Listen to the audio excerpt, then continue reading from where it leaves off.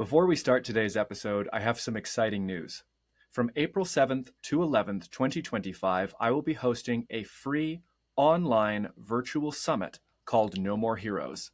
This is a gathering of men's work leaders from across North America, and we're going to be diving into myth, initiation, fatherhood, archetype, and the masculine psyche as a whole.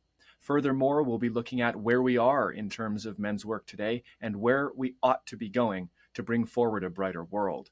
If this is interesting to you, good news. It's free and open to everybody. You can find a link to reserve your seat in the description below. Now on to the show. The Smiling Human podcast is made possible by listeners like you. If you would like to experience more of these shows into the future, then please consider becoming a patron at patreon.com/thesmilinghuman. Hello, and welcome to The Smiling Human, where collectively we evolve through inquiry. Hello, everyone, and welcome to this episode of the Smiling Human podcast. Today, I'm speaking with Justin Dale. Justin Dale is a business consultant that helps men's transformational coaches build thriving online businesses. He has a BFA in New Media from the University of Lethbridge and was a web designer at Playboy, as well as managed to sell $6 million worth of medical masks during the pandemic as an e-commerce entrepreneur. His work exists at the intersection of internet marketing and men's personal development coaching, and his purpose and passion is helping men's transformational coaches make an extra $5,000 a month through elevating their online presence with the Tribe Builder method. Now, Justin is a friend of mine, a new friend, and this conversation is perhaps more personal than some of the other episodes we've had so far as we explore his journey coming into men's work and supporting men's transformational coaches, as well as how that intersects with my own area of expertise. I hope you enjoy this conversation. Fantastic, Justin. Well, I'm really glad to have you here on the Smiling Human podcast. Thanks for being here. Yeah, thank you very much for having me, Og. It's great to be here. Absolutely. So I'll ask you the question I ask each guest at the head of the show. What's the last thing that made you smile? Probably seeing you and another person get into a very serious debate in the comment section of a post that I just posted on Facebook, sharing that I was going to be on this podcast, which I'm excited about. And yeah, and then that was funny because that doesn't happen every day. But yeah, that was the last thing that made me smile. Smiling is good. Smiling is good. Yeah, I like to tell my friends it's a really good thing that I don't have Twitter or X because of my desire to engage in topics is so strong, and sometimes I forget that social media is not really the place to do that. So I appreciate your tolerance and grace around my I went through that. I went through that process back in 2016, 2017 at the height of conflict, I guess, political, social media, all that stuff. And then I just thought, you know what? I'm just going to stay quiet about everything and focus on things where we don't necessarily have big kind of, what's that word for, like, when the earth, there's that like split in the, like big fault lines. Yeah. And just totally fair. Yeah. But a good debate is a beautiful thing as well. So Agreed. Yeah. One of my favorite things, for better or for worse. So the audience would have got just a short intro to you at the beginning of the show, but I would love for you to lay out for us how it is you transitioned from the work you were doing previously now into focusing primarily on serving men who are serving others. Yeah. Thanks for asking. And I think it's the culmination of my entire 43 years of life experience, going back all the way to my childhood and my parents and their relationship and the culture of Canada that I grew up in the 80s and the 90s, and the role of masculinity in that, and painful experiences in my process of finding joy and happiness and emotional healthiness. And I've always been interested in creativity and art, and my stepfather was an influence on that. Although all my mom and my dad, I grew up in kind of a environment where creativity was encouraged, and then that led me to studying multimedia production in college, and I started out doing digital art, like video art. One professor described it as, and then that eventually I got more serious about turning those skills because I was learning like the Adobe Creative Suite, Photoshop, and video production and web design. I got more serious about taking all those skills and finding my way into a career because I was working as a line cook. But before that, as a teenager, my early 20s, and I was really unhappy doing that. And then I got into kind of like working in that field as a web designer, graphic designer, onward and upward, eventually kind of like a digital or a marketing of director at an e-commerce company.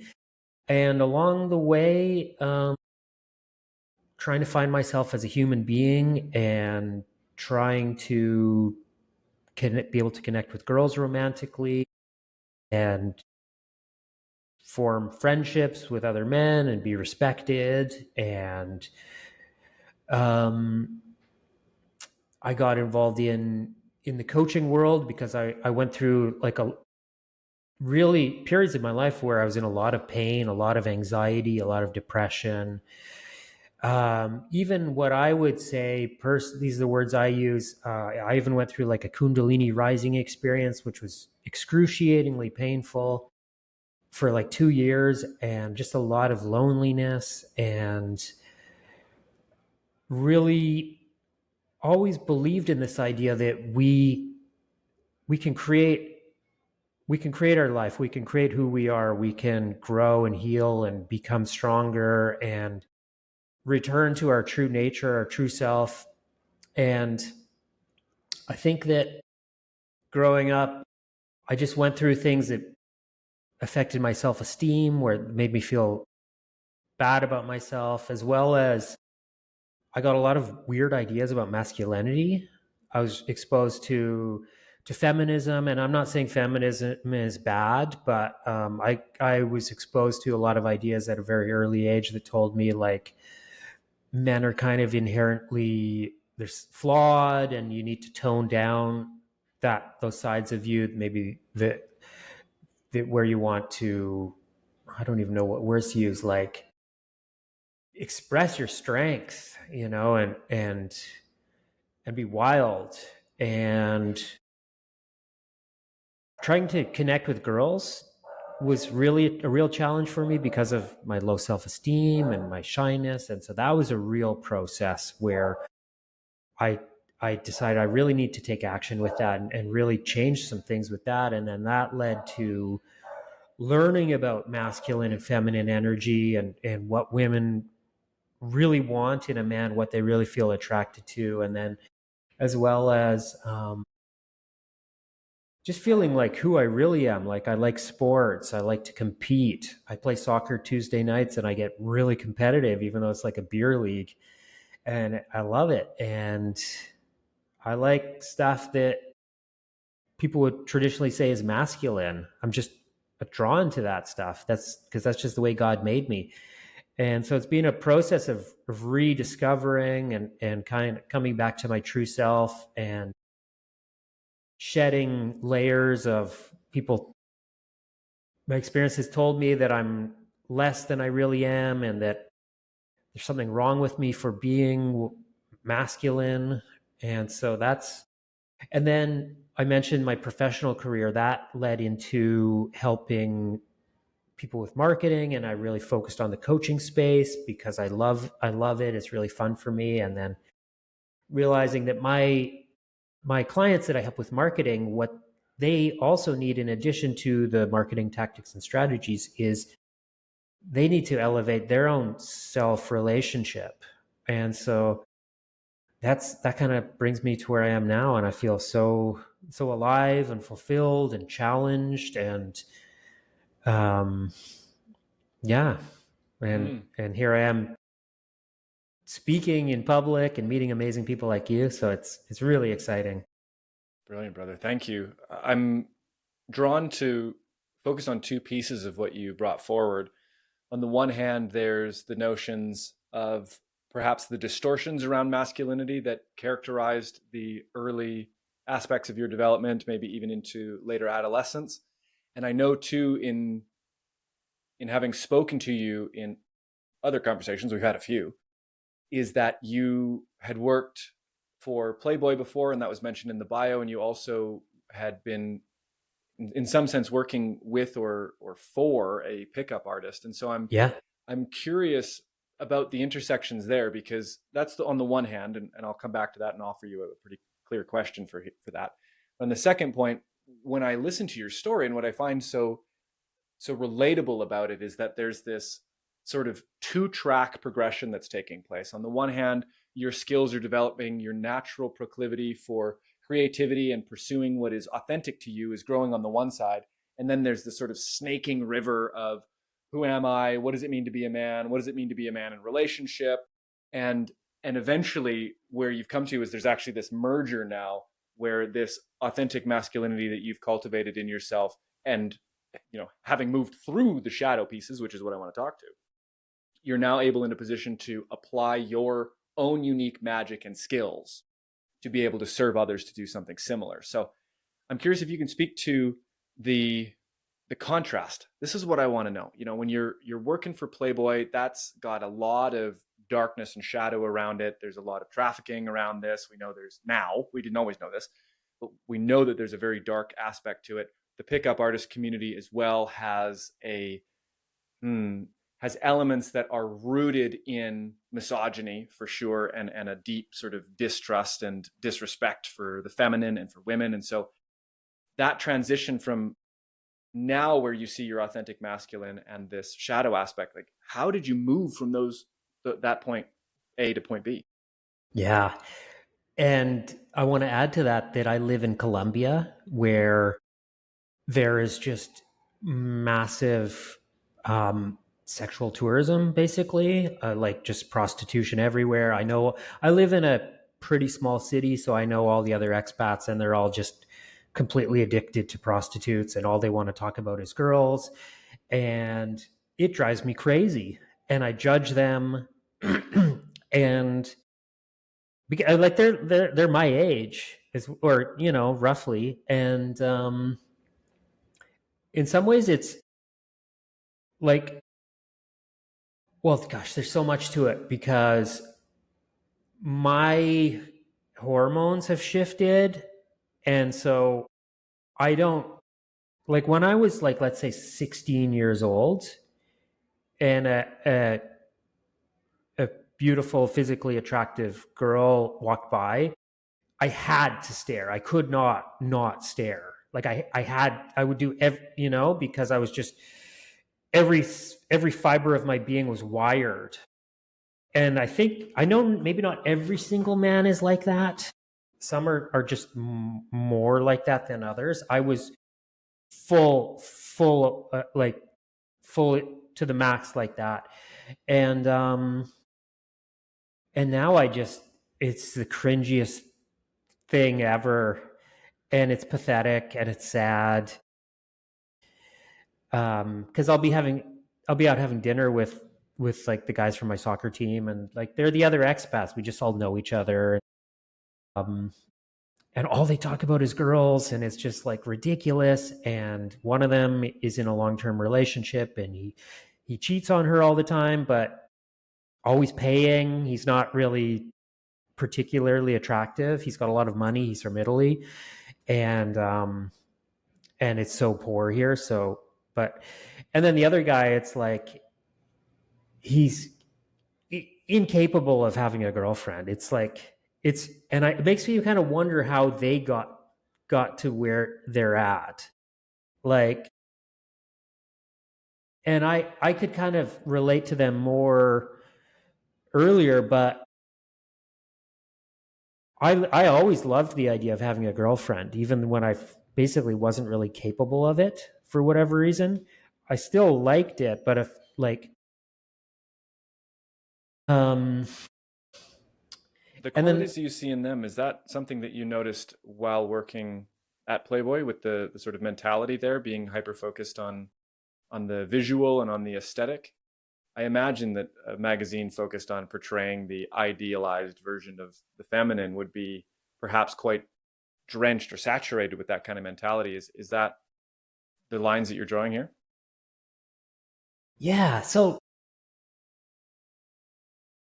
strangely enough, working at Playboy in that particular office, which was technically we were an agency that Playboy outsourced everything to, because Playboy doesn't do anything in house, or I think they've shifted away. They want to do more stuff in house, but it was actually like half men, half women. Everybody got along well. So I never really got like a sense of like really negative, like um, objectification, exploitation, nothing like that. Surprisingly, even though there were other projects in the same building, like more like hardcore porn and stuff like that, and but it's actually a really nice community of people working there. Even though the owners were like super gangster, like actual criminals, which is weird because they're making so much money, like legally. But I agree. Like, of course, in the big picture, that fits into that this whole dynamic of like kind of seeing women as sex objects, objectifying their bodies, seeing body parts. And I think that a big part of it is that sex sex obsession can become like a coping mechanism for like some people. They might get addicted to cocaine, or other people they might get addicted to jogging, because we're just trying to kind of regulate ourselves to just feel okay. And I think a lot of men's sex becomes like that thing for them. But then it's also how they feel about women, and men are just completely incapable of relating to a woman romantically.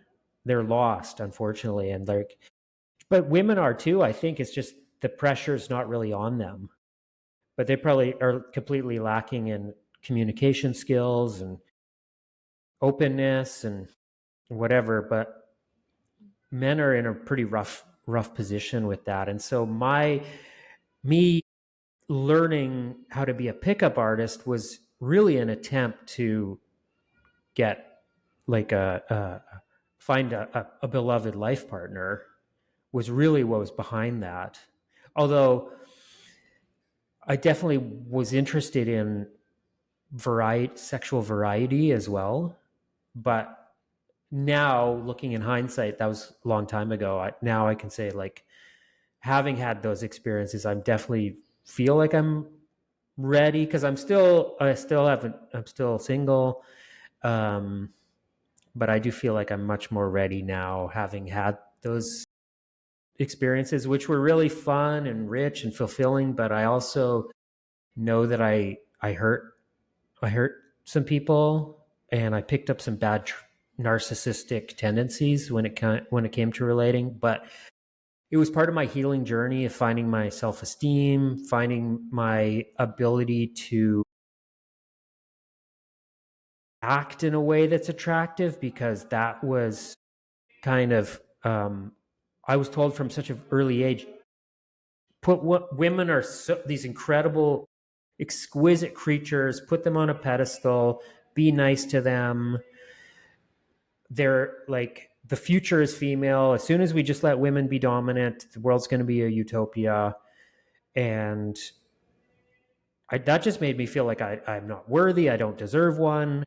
If I'm with one, I had no idea that they still really react to us the way that they did like a million years ago, which is they crave our masculine strength. They crave our leadership. They crave to feel safe with us, for us to protect them, provide security for them. If somebody wants to say that's controversial, fine. But as someone who went from being a very shy, very nice, timid person who was considered physically attractive growing up, women like or girls like the way I looked and stuff, but I was not successful, to someone who now, part of the reason why I don't really even really like do much dating or anything is because the challenge, it honestly, like, this might sound arrogant, but it's and I'm in Colombia, so it's different, but it's not a challenge for me. I can get girlfriends and dates, and it doesn't, like, when it's kind of a challenge and you're like, oh, maybe I can meet a girl on Tinder and go out on a date, and maybe she'll like me and I can have sex with her. And then it's like, yes, I did it. I'm the man. But after a while, and as I got older, I think, like, um, women are definitely attracted to, like it gets easier for men as they get older. It's just like, I didn't really get validation from it anymore. Hmm. So, Hmm. There's three really big pieces here that I think are kind of gems in your story. And the first is the recognition that there was a performative aspect to what you were doing previously, and that's comes through the pickup artist piece. And when I was speaking with Matt Sturm last week, which will probably have already aired at this point, we were talking about the shadow aspects of the magician. And I bring up this particularly because with the No More Hero Summit that's coming up, you're speaking on the Magician Day. So there is sort of an integrated and interwoven piece here, is that one of the shadow aspects, according to Matt, of the magician is the performer. And that there yes. is necessarily this way of going, okay, how can I portray, or what can I portray in order to get what I want? And this dark piece ties into the other dark piece where you mentioned about your very genuine recognition of having harmed other people going through this pickup artist piece. And that to me speaks to the misuse of logos being the word, the power of the word. You know, even in some cultures, it is understood that the gift of the word was given to men, and the gift of the generative land, be it planting, sowing, harvesting, agriculture, was given to women. And so there's sort of a reciprocal aspect here. And so, okay, I bring this up to say that I'm listening to you, and there's a recognition that your skills were misapplied because there was a lack of connection into your own source. There was almost this externalization. And we see this a lot, especially in the pickup artist community. Not that I've been a part of that community, I've read a book or two, but there is very much this silent shadow of lack. And I don't have this, I'm putting in quotes for all the listeners, this being the objectified aspect, the object of woman. You brought that up as well. And to say that when we depersonalize the feminine, when we strip the consciousness, the life, the uniqueness that is the nuance of each individual person, and start to look only at the material, then we kind of fall into what you were speaking about at the very end of your share, Justin, which is this hunter's aspect. I need to get the thing, right? And don't get me wrong, I like a good dance. I like a good sort of, give and take, cat and mouse. There's a nuance and an art to this seduction on both sides. But when we lose sight of what it is that we're attempting to relate to, that is to say, who we are relating to, then we are deeply ensconced in shadow. We're at this point where we are going to leverage our language, we're going to leverage our actions, our clothes, whatever it is that we can do in order to attempt to fulfill the need of relating that we haven't figured out how to do on our own. I think that's a really powerful piece. And I wonder now for you, given that you have such a naturally competitive drive, how do you balance that for yourself, given that you are working with men? So there's a lot of masculine energy in this aspect. You're already leaning towards the masculine temperament, having this competitive edge.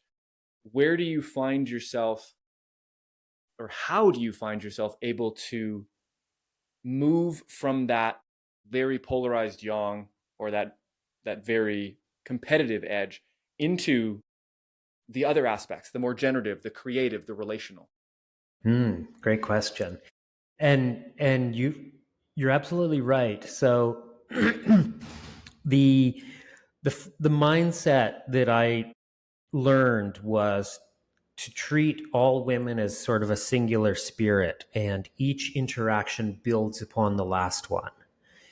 And to, like you were saying, it's a performance, to be strong, to speak loudly, to express strength, and basically to show up as to appear in their life as a raging ball of awesomeness. And now that I'm looking for a relationship,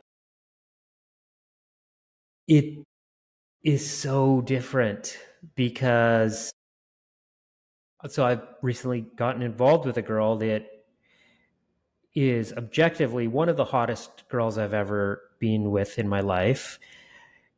And I'm seeing things about her that are disqualifying her as a potential life partner, despite the fact that, like, spectacular. It felt great showing her off to my barber, who's like the only person I would show. I don't like to do that, but he wanted to see it. We've got a special bond.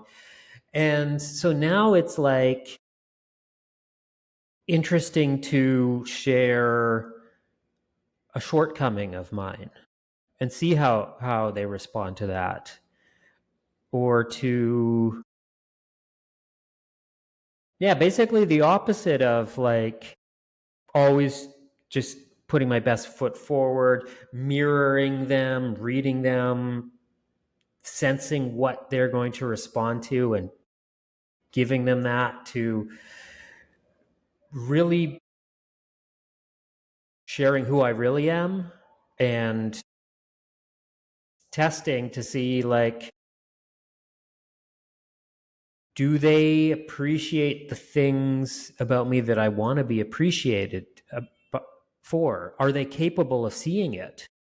Some girls that I've been involved with, they see blue eyes, blonde hair, gringo with money, nothing else matters. Well, I want to be recognized for my creativity, my playfulness, my kindness, my thoughtfulness, my intelligence. Um, and What so, makes you you? yeah. And so I'm not worried about losing them, because I kind of want to get to the truth of the matter. Like, maybe if they're going to reject me because they found out something about me that they don't like, great, that's cool. Well, I say that now, but sometimes it stings less. Yeah. Yeah. Well, and Yeah. I think you're really putting something quite, I want to say funny, not in a sense that it's absurd or ridiculous, but it makes me chuckle because what you're describing here is also very akin to the messaging that you offer forward in your groups and through the media that you put out. What you're speaking to is that when we're looking for an authentic connection, or a real connection, a long-term connection, something based in reality, that our authenticity is actually the most attractive thing to be and also to receive, because that is how we can genuinely, accurately qualify or disqualify anybody for a partnership. And I think it was just the other day, and I might quote this wrong, so correct me if I get this wrong, but you put a post that said authenticity is the message, or authenticity is something like this. The funnel?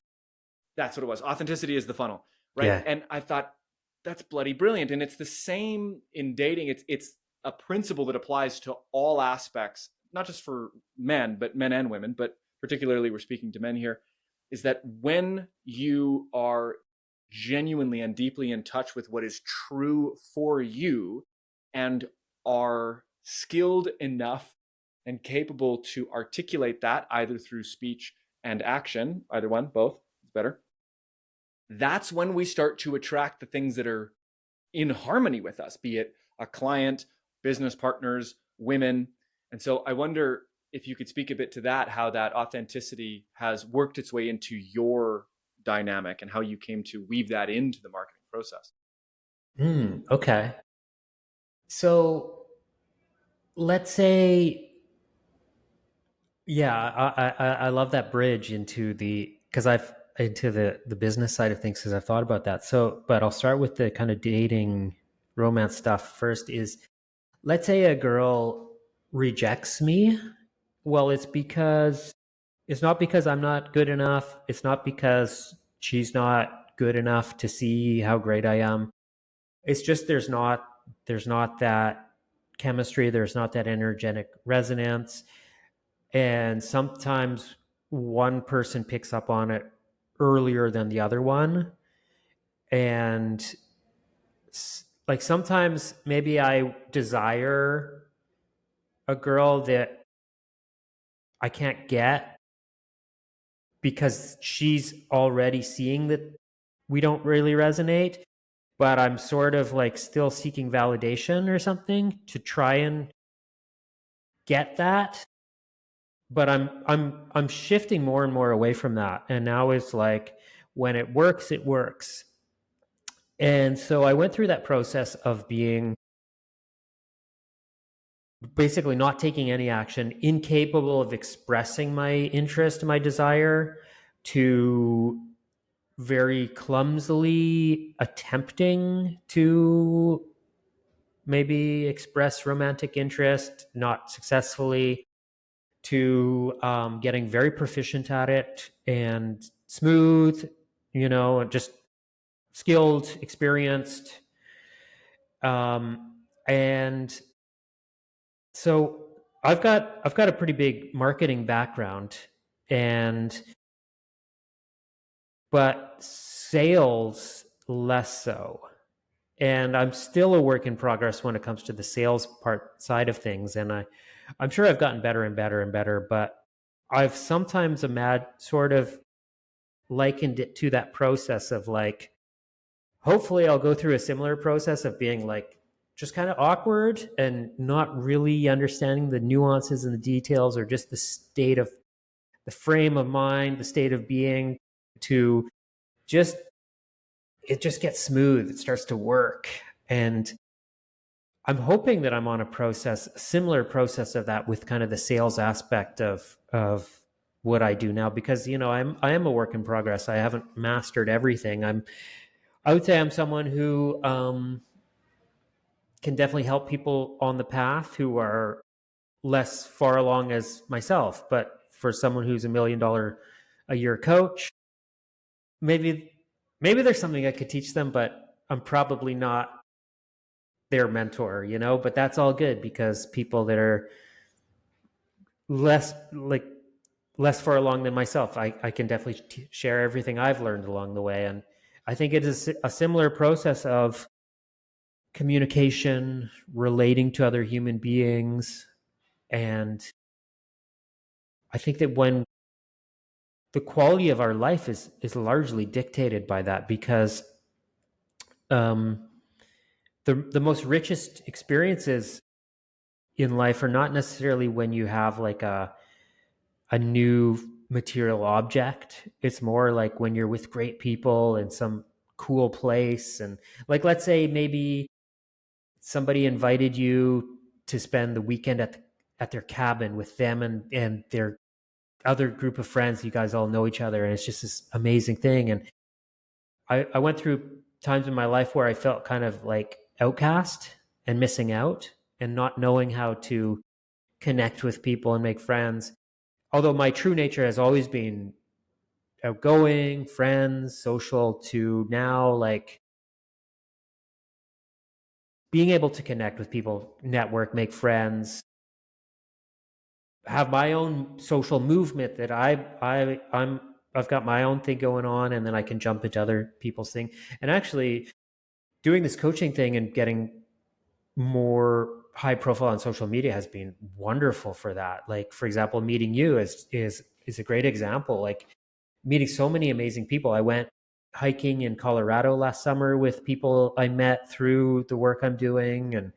And yeah, it's I never expected that part. But I think that, like, of course we need to take care of our material needs, right? We need food, shelter, water, and hopefully more than that. Like, we want to have nice things, nice clothes, and nice toys and stuff, but then the real richness of life is in the relationships. And there's such a massive range in people's abilities with that. Like some people are hopeless. Everybody thinks they're an asshole. Nobody wants to be around them. To other people are just have these exquisite people skills, and for them the world is just opens up for them. And so that's what I aspire to, is just to continue cultivating my abilities to connect and um, I'm trying to find the words because I feel like bringing value or something sounds kind of not really what it is, but it's like there's something to be said about, like, there's some people that people want to be around them. They're magnetic, right? And I think we all want to cultivate that. We want to be charismatic. We want people to feel good when they're around us. And so it's just kind of I think it's a lifelong process of just developing that, whatever that is. It's very subtle. Hmm. Absolutely. It reminds me of a statement that says people won't remember what car you drove, how big your house was, or anything that you might have taught them, but they will remember how you made them feel. I think Mm, that that's a really key piece. And so, on that, we'll take a brief break and we'll come back with the second half of the show. great. I hope you're enjoying the show so far. I wanted to take a brief moment to talk about just how you can help this show grow into the future. Did you know that we have an Instagram, a YouTube, and a Patreon? Probably. But if you're listening on YouTube, like many of you are, I would invite you to subscribe, to like this video if you've enjoyed it, and to leave a comment. Let me know what you thought. Let me know if you have any questions or maybe guests that you want me to interview. If you're listening on Spotify or Apple Music or any other podcast platform, then please take this moment to rate the show. All of these actions go a long way to helping the Smiling Human podcast reach more people and grow into the future. Thank you so much. Fantastic. We are now back with the second half of the show, which means we are into the section called the Question of the Week. This is where I invite our guest to bring forward an inquiry, something that's maybe relevant to them, something they think you, the listeners, might benefit from us speaking to, or maybe they want me to offer my insight, whatever that may be, on the topic. So, Justin, what do you have for us this week? So one of the things that I really enjoy and appreciate about your work is your exploration of the archetypes of men, the hero, the king, the magician, the lover. And we've been discussing my journey of being someone who was kind of incapable of really truly connecting it with a committed, beloved life partner, but was able to have a lot of different romances. And I felt like I was kind of running around on a conquest and being maybe even manipulative or dishonest at times, to where now I feel like I'm really finally on the cusp of moving into a new phase of my life, which will include like a queen or a beloved life partner, a committed relationship with a woman. And I love hearing you talk about the archetypes, and I feel like I'm moving through the expression of these different archetypes in my life, and in particular in terms of my kind of um, romantic life. So I'd love to learn about the archetypes and your philosophy on the subject. Hmm. Insofar as it relates to your trajectory that we've covered so far. Yeah. Great. Yeah, I mean, we spoke to a few sections of your story, the sort of time with the pickup artists. We spoke to the aspect of coming into the dating struggles and these pieces that are relating around that. And we also spoke to how authenticity plays into strong marketing for any business, but for coaches in particular, because we're working in such a personal realm. And one of the things that I think is worthy of noting is that the dark aspects of the pickup artist realm, and I think this also applies to marketing and businesses, but we'll talk to that in a second, the shadow aspects of the pickup artist are the shadow magician and the shadow lover. That is to say, there's an obsessive aspect towards the feminine. It's a possessive aspect, right? Almost the addicted lover, in the words of Moore and Gillette. And the manipulative aspect that we spoke to about leveraging or performing, applying our language in a way that allows us to get the object of desire, in quotes here for listeners. And so the reason that that comes up, I mean, there's lots of reasons. There are as many reasons as there are people, but very commonly is that there's a lack of integration of that feminine principle, that relating function internally.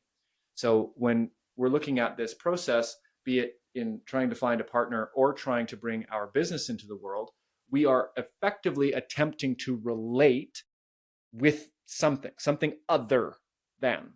And the mechanisms by which we relate, we might say, are intrinsically erotic. And that might sound strange to people because they're going to go, wait a minute, I thought we were talking about marketing. Why are we talking about eroticism now? But eroticism roots down into eros, and the nature of eros is relating. It's not necessarily sexual, but it is in the relationship. So when we are moving and living through the world and our relating function is shaped by disingenuous, manipulative, and unintegrated aspects of our sense of self or sense of world, all of that ripples out, and we necessarily deprive our relationships, the conversations with women, our marketing material, our business of the very vitalizing aspect of authentic relating. I think that that's an interesting aspect. And you mentioned hero. So if I can add one more piece here, is, we talked about the idea of conquest or the objectification, getting the quote thing, right? And what's so funny about this is that the hero is, in some sense, very much characterized in modern culture as going to attain the gold, right? It's going to get the dragon's gold. And if we are only going to allow ourselves a very shallow interpretation of the hero's journey, we might actually think that that's literal physical wealth in this sort of commodified culture, but it absolutely bloody isn't. And it's not even the damsel quote or the woman or the status, but the gold itself, at least from the depth psychology and the alchemical point of view, is the richness of the human soul. And so long as we're operating inside the distortion that the gold we seek is outside of ourselves, that's when we perpetuate the kind of behaviors and patterns that are only going to be detrimental to our relationships, our capacity to form them, and our ability to attract the kind of clientele and wealth that we desire inside of our business. So those would be some of the pieces I would weave. Yeah, totally. It's so multidimensional because as soon as you mentioned like the dark magician, I was like, "Ooh, that's so true." Like really playing with perception and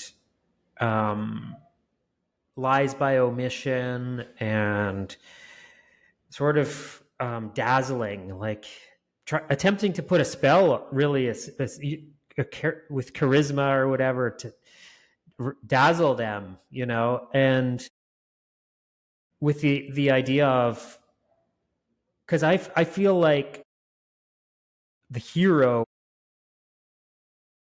I felt like I was being the hero quite a bit with those experiences of trying to be with and succeeding with a lot of different girls, and but at the same time it was my own personal inner alchemical process of healing, rediscovering my self-worth, my self-esteem.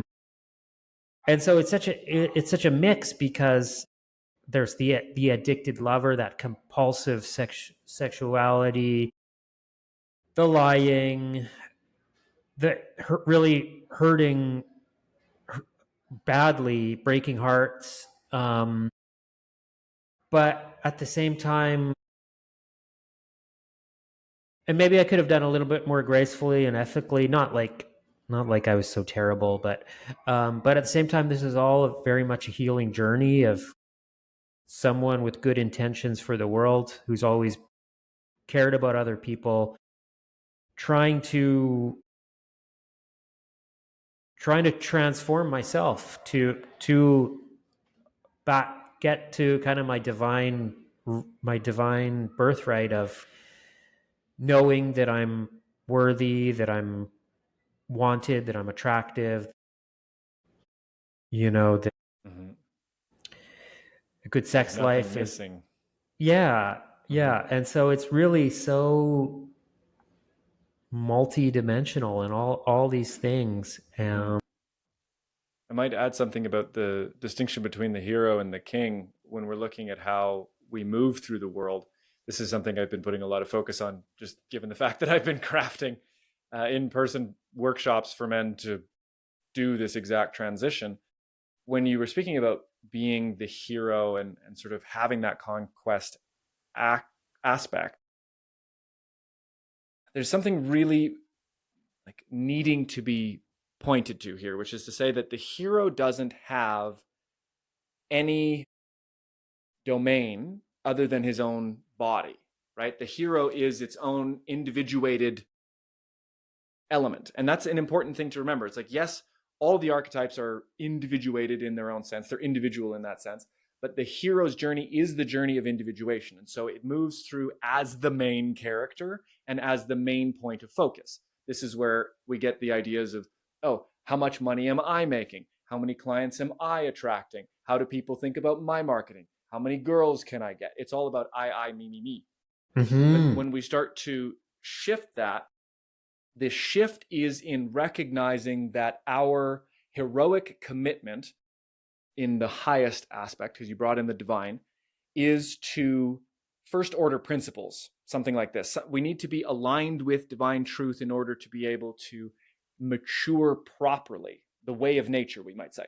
And the distinction there is that we're committed to this as a hero, but when we are stepping into kingship, we are looking at a domain that includes the well-being of other people. It's not just first order principles. We're not just saying truth, valor, justice, beauty, etc. We are looking at, okay, those, and I now have to, by choice and by given right, be aware of the ways that my actions impact those under my care or within my domain. And you cannot be a king and a pickup artist at the same time, because you are serving two different gods when you do this. I was speaking to Soma Miller, and his episode came out already. Actually, it's out as of our recording date today. And I said to him that recently I had encountered a new conception of the king archetype. That instead of it being a set of behaviors, much like the other ones are typically understood, or a set of motivations, it is actually an ordering function inside the psyche. So the king archetype is our ability to accurately order the things that are valuable in our lives. This includes our rights and our responsibilities. And then we have the energy of the warrior for the action, the deep commitment of the lover that is in relationship to these things, the magician with the skills to be able to interact with all of the different elements that are required in order for us to fulfill those aims, but the capacity to aim itself in the light of all of these different multifaceted aims. That's the king. The hero has one. I need to slay the dragon. The king says, I have many under my stewardship.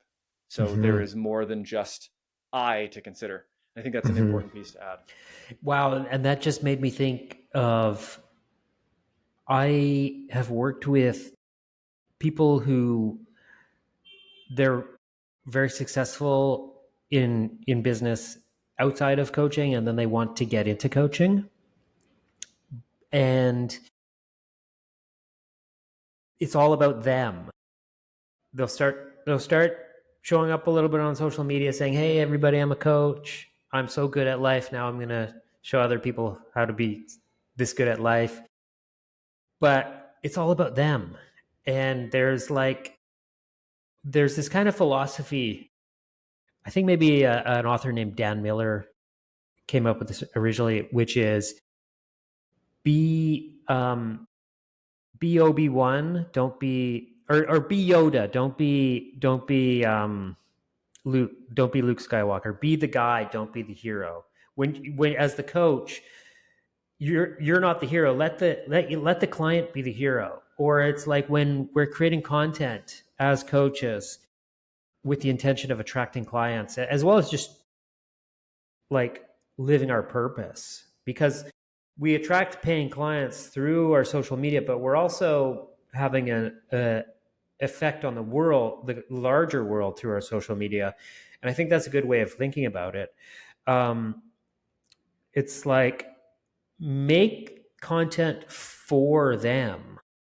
Don't make it just for yourself about like how amazing you are. Like, people don't really like that, unless maybe it's a very physically attractive person, and people just want to look at them. But we can feel that when it's all about them.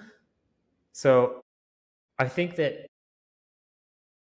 being the king in terms of how we're showing up in social media, which is really in our online community,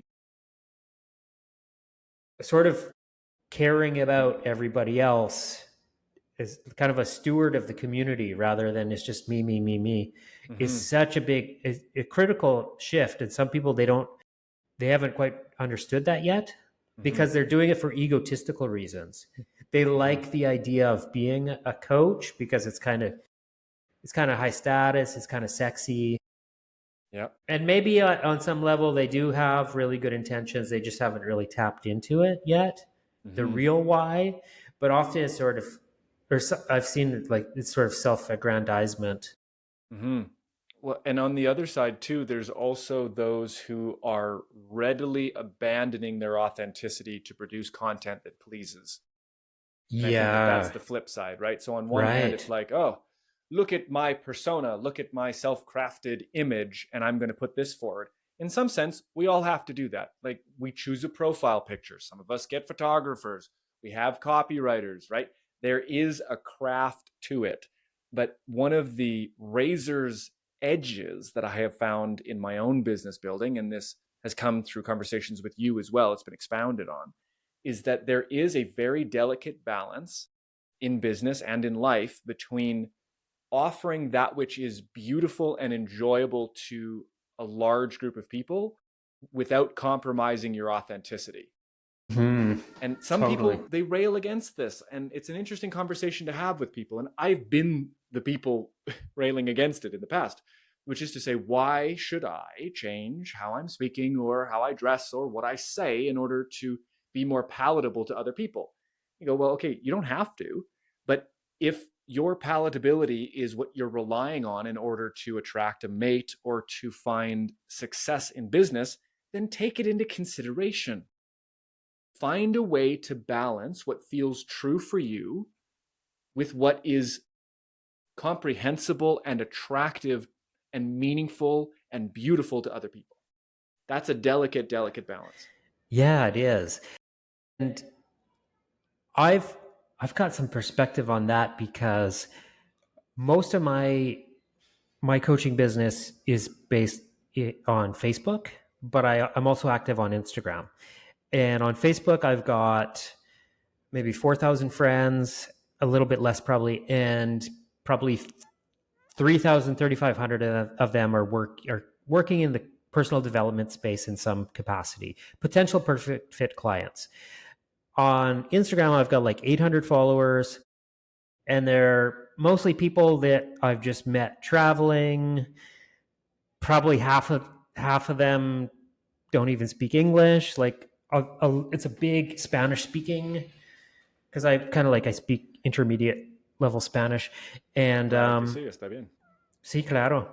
And so I'll post something on Facebook, and it'll get good engagement. And I'm not gonna lie, it feels good. It feels good when I'm like, I guess that was a banger, like if it gets lots of engagement.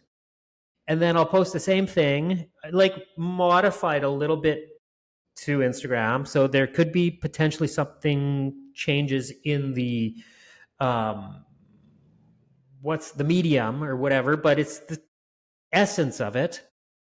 And then it's like it's a dud on Instagram because it's a completely different audience. And I'm working on it's an ongoing evolution, right? I want to connect with people in the personal development space, the coaching space, the men's work space a lot more in Instagram, but I haven't gotten there yet. And so when I do put something on Instagram and it's crickets that was a hit over on Facebook, then it's like I have a moment where I go, well, I know it's not a bad idea.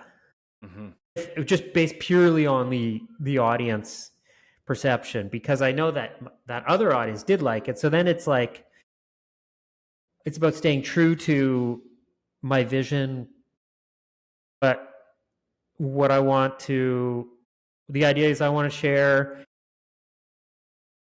social media is about being social. Mm-hmm. So I think it'd be kind of weird to be posting things that I don't even know if this is possible, but posting things that nobody likes but you like it. Like Mm-hmm. I think it is it's like, sometimes you have a conversation with somebody and they just talk, and maybe they're actually saying interesting things, but it's not an enjoyable experience because they're not listening. I think it's like that with social media. Like you have to like the stuff you're sharing, but you're sharing it for the other people. So it's like you're saying, it's that balance. And then, but then ultimately you have, if you like it, that's what's important, and trusting that if you like something, then there are other people out there that will like it as well. And sometimes it's just a matter of finding the way to connect with those people. Mm-hmm. Mm-hmm. Exactly. And using slowly the feedback that we get when we find the people who resonate with our authentic message as the metric by which we measure other feedback when it comes to our content creation. So what I mean by that is, you mentioned at the head of the show that I got into a short debate with someone on your Facebook post. They were offering a critical perspective on some of my branding. Mm-hmm. And they first, it was an inquiry. I love an inquiry. We have a Mm-hmm. section called the question of the week. You can ask any question. And then there was a disagreement, and I had no worries. Okay, let's get into dialogue about this. As I continued to discourse, regardless of the level of understanding that was taking place, what was passing through my mind is that this person is not an ideal client. It was a woman. I'm not marketing to women. Mm-hmm. And it's not that I need to ignore that, because there are sisters and aunts and mothers who will turn their male family members towards my work. I understand that. But by the same token, I do have to measure the weight of that kind of feedback against that customer avatar, or against Mm-hmm. the kind of individual that I want to be or I'm trying to attract. I Mm-hmm. said this to a friend the other day. What I said to him was, and it's not my own words, but it's something I've been practicing. I will not take advice from anyone with whom I would not trade places. Wow. And this Yeah. is a really key point, particularly on a thing. So look, if you're a mechanic and you're telling me how to fix my car, Sure. great. I'm all Yeah. ears, right? But if Mm-hmm. you're someone who has struggled socially for decades, who doesn't have a lot of friends, who is admittedly uncomfortable and ill-equipped to deal with different types of social situations, and you come to me and you make a critical comment on how I converse or relate, okay, I hear you, but you're not demonstrating to me the lived experience that would say to me that you know what the heck you're talking about. And Yeah. therefore, you've disqualified yourself. And I think that that's something, as business owners, as coaches, as men in the dating world, we need to remember, right? If your buddy's going to give you dating advice, is he in a long-term partnership? Is he, noble, loyal, honest, trustworthy? Do you look at him and say, yeah, you know what? I look up to him. I really admire the kind of man he is. And he's telling me that maybe this is something I should cultivate. Great, let's move in that direction. If he's, unemployed, serial cheater, only on the dating apps, can't really keep a relationship down, and he's trying to tell you how to speak to a woman, probably wouldn't consider that based on your goals. You know what I mean? So I think that Yeah. that's a metric we need to keep in mind. Oh yeah, yeah. And I'm having a flashback to a very specific moment back in 2017 when I had just done a weekend private boot camp with my pickup artist mentor, who, in hindsight, I'm now absolutely certain has narcissistic personality disorder. But not hating, on him or anything. But he told me, you don't, just because someone's talking to you doesn't mean you have to listen. And I'm back in the office where I worked. I worked at a small e-commerce company, and this there was three sales guys, and I remember this moment where this guy was just talking and talking to me. I have no idea what he was saying, but I just felt like, yeah, I don't have to stand here and just listen. And I stopped listening. I forget the exact details if I walked away, and that was very, very empowering. Mm-hmm. And Mm-hmm. and then another thing is that being polarizing, attracting haters, that hasn't really been a part of my experience that much. However, as my profile has grown, because I have a Facebook group that's growing, it's now up to 800 people about, and I do get comments or reactions to some things I post that are like, how would I even describe it? They're antagonistic towards me, Mm-hmm. but it's got this underlying presupposition that I'm an authority. Mm. You know what I'm saying? And I'm Yep. like, oh well, they're taking me seriously. They're attacked subtly. Like, no, the only time I've really been attacked was when I was running ads, because you get like nasty people commenting on ads, but that's just everybody. That happens to everybody because the internet's an ugly place. But like, I'll get people that, like, it's like a passive aggressive, weird, critical, contradictory kind of thing. And I'm like, yeah, but I'm just a random dude Just like you. making shit up, Yeah. and Doing your like, best.